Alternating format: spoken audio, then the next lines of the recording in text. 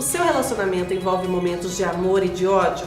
Como identificar se o seu relacionamento é saudável? Sobre isso eu converso com a terapeuta em desenvolvimento humano, Adriana Baker.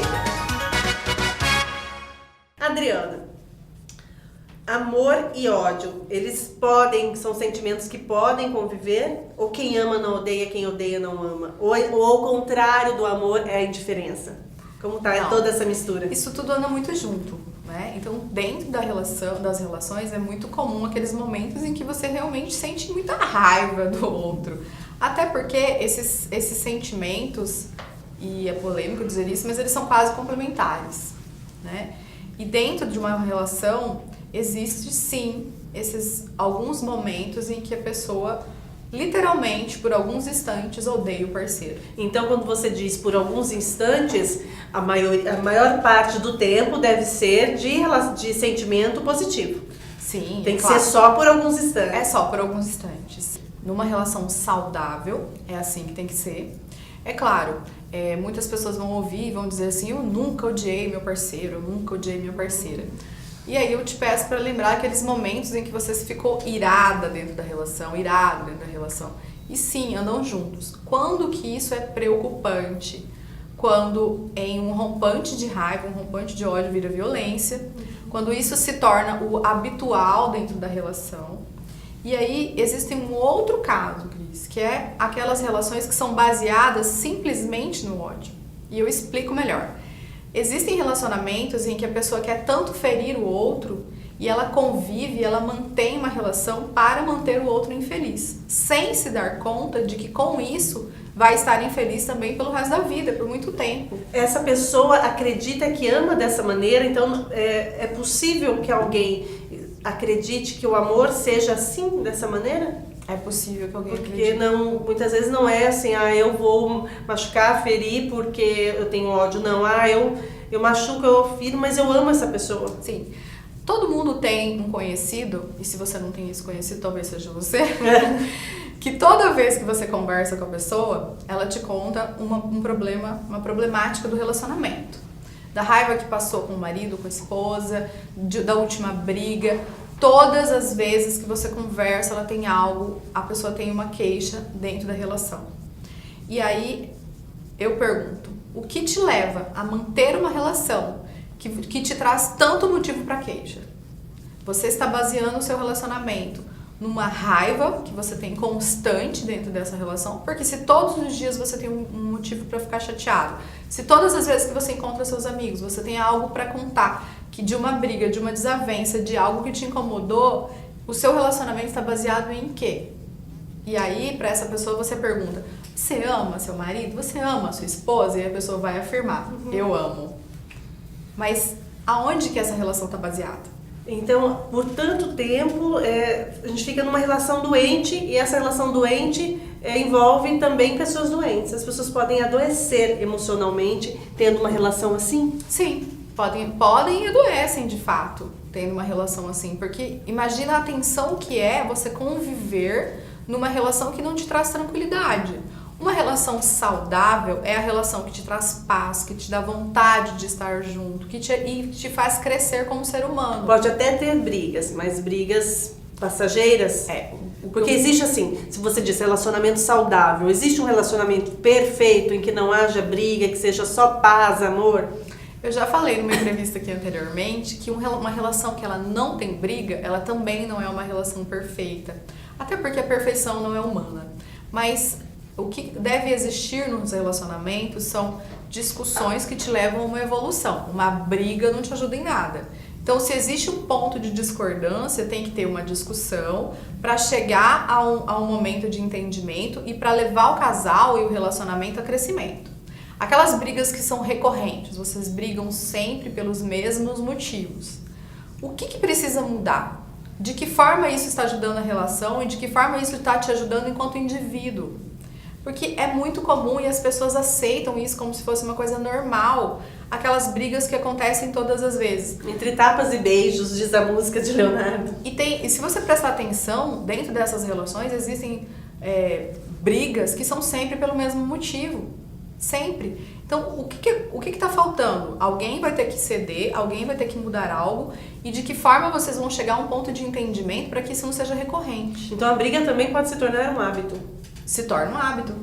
Eu já tô tão acostumado a viver sob tensão, eu já tô tão acostumado a ter que reclamar de algo que eu não corrijo alguma coisa que precisa ser corrigido, eu não coloco a minha opinião de maneira clara para que o outro corrija ou escolha corrigir algo, para que essa briga possa voltar a acontecer. Quer ver uma coisa que é muito comum dentro dos relacionamentos? Toda vez que o casal sai, um dos lados bebe mais do que o outro gostaria e brigam. Então tem aquele casal que a gente sai junto que já sabe que vai terminar em briga. Por que vocês não sentam e chegam a um acordo sobre isso? O que é aceitável para um, o que é aceitável para o outro, para que vocês consigam sair e voltar feliz para casa. Mas não, as pessoas brigam. Fica uma novela, né? Sempre a mesma coisa, não evolui. Num grupo onde tem um grupo de casais, assim, que você Cada um tem uma característica. sai sempre junto, a gente já sabe qual é o motivo de briga de cada um. E aí eu pergunto, o que leva um casal a viver com uma briga marcada? Isso é uma briga marcada. Adriana, em relação à idealização dos parceiros, né? O tempo passa, as mulheres vão ficando mais emancipadas, mais modernas. Então, é uma evolução muito grande na sociedade, no comportamento. Ainda existe essa idealização dos parceiros, algo que foi construído também historicamente, culturalmente, da mulher idealizar o príncipe, do homem idealizar a mulher. Essa idealização ainda existe ou a gente está enxergando com mais clareza o outro e isso também está dando um conflito? Bem, Cris, existe o que está no consciente coletivo, né? A gente tem uma visão muito Disney sobre relacionamento, né? Aquele casal pote de margarina, e onde existe uma mãe, existe um pai que volta no final do dia, mesmo que seja de maneira inconsciente, todos nós temos essa imagem. O que eu costumo dizer dentro do consultório para os casais que são meus pacientes e que estiverem assistindo vão lembrar disso mantenha-se admirado. O que quer dizer isso? Olhe para a pessoa do seu lado e não busque aquilo que você espera e idealiza. Olhe para essa pessoa e perceba o que você de fato admira nela dentro do que ela é. Essa idealização da relação, essa idealização do relacionamento perfeito vai levar à frustração. Porque, vamos lá, as pessoas começam a se relacionar e aí existem aqueles casais que se casam muito jovens, né? E eles amadurecem juntos, ou pelo menos deveriam amadurecer, né?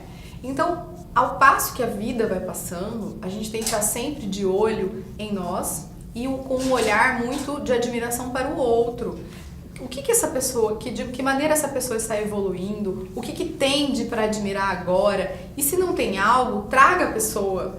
Muito interessante o que você está dizendo, porque é uma frase muito corriqueira, em casal em crise, dizer, você não é a pessoa que eu conheci. Mas quem está dizendo isso também não é mais a pessoa que a outra conheceu. E ainda então, bem que o outro não é a pessoa que você conheceu. O problema muda para pior. Não, aí existem algumas diferenças. Existe, por exemplo, assim, eu escuto bastante isso. Eu evoluí e o outro ficou para trás. Calma aí, você evoluiu por um caminho, o outro por outro caminho. E se você evoluiu, por que você não trouxe seu parceiro com você? Porque imagine que nós tem uma relação, as pessoas têm um relacionamento e aí eu começo a me interessar por um determinado assunto que é para o meu crescimento como pessoa. Se eu amo essa pessoa que está do meu lado, por que eu não vou trazê-la para esse mesmo assunto? E se o meu parceiro, minha parceira, está me propondo um novo conhecer, uma evolução, por que eu, se amo essa pessoa, não vou acompanhá-lo ou acompanhá-la? Então, entenda que para se relacionar e ter um relacionamento, entre aspas, perfeito, o que eu prefiro chamar de relacionamento ideal e relacionamento equilibrado, você tem que ser muito generoso com você e com o outro. Entendendo que você não vai fazer só o que você quer fazer, você vai fazer o que é bom para o relacionamento. Essa relação ela tem que ser cuidada todos os dias. Esteja muito atento a esses momentos de raiva, de ódio, né? E mais dedicado aos momentos de amor. E como fazer com o machismo? As mulheres, um dos questionamentos muito presentes E quando se fala de relacionamento, é a dificuldade que hoje a mulher, dessa nova dimensão que ela se insere, lidar com machismo e ideia tão ultrapassada. Então, A gente consegue fazer o companheiro, né, o parceiro também evoluir nesse sentido? A mulher consegue...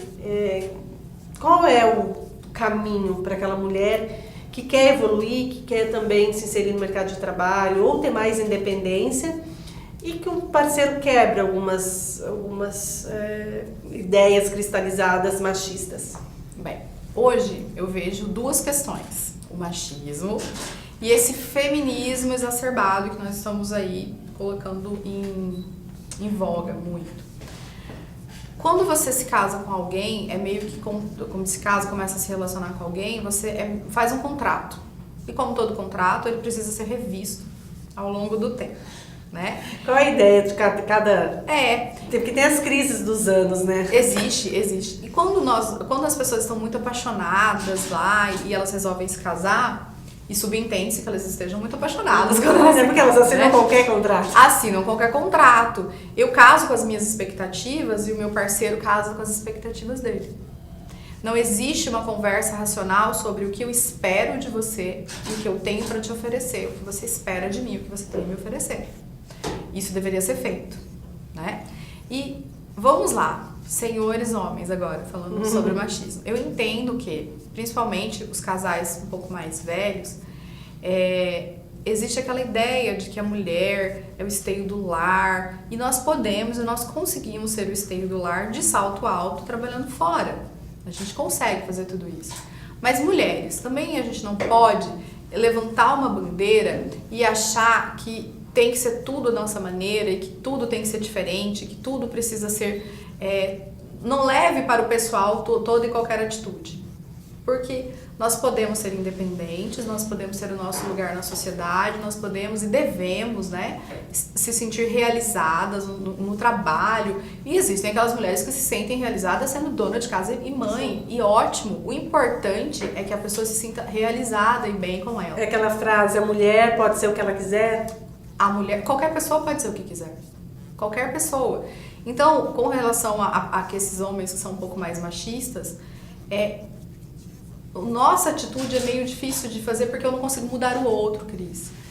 Tem que partir deles entender que você tem que ter respeito pela pessoa que está do seu lado. Se você está dentro de uma relação, você tem que querer que a pessoa esteja feliz do seu lado. Se você vive uma relação onde a pessoa não te respeita, não respeita a sua vontade de se realizar como pessoa, não te apoia nos seus projetos, você está na relação certa. Essa relação não deveria ser revista. Vem para terapia, vamos trabalhar isso e aí você toma uma decisão para a sua vida. Tem característica que é propriamente de mulher e característica que é propriamente de homem? Ou hoje não? Hoje os papéis estão muito mais flexíveis? Não, a mulher tem uma forma mais romântica de amar na maioria das vezes. Tá? Então sim, nós temos uma ideia, volta para o consciente coletivo, aquilo que a gente é ensinado a acreditar, ensinado a mulher ama de um jeito, o homem ama do outro, isso é comum de mulher, isso é comum de homem. Então existe... A psicanálise explica. A psicanálise explica. A psicanálise. E aí, no dia a dia, a gente tem que fazer perguntas.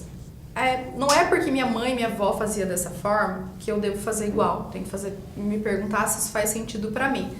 Não é porque meu pai traía minha mãe que eu vou trair minha esposa. Eu tenho que me perguntar se isso é o que eu quero pra minha vida. Eu tô usando um exemplo bem exagerado aqui, Cris, mas...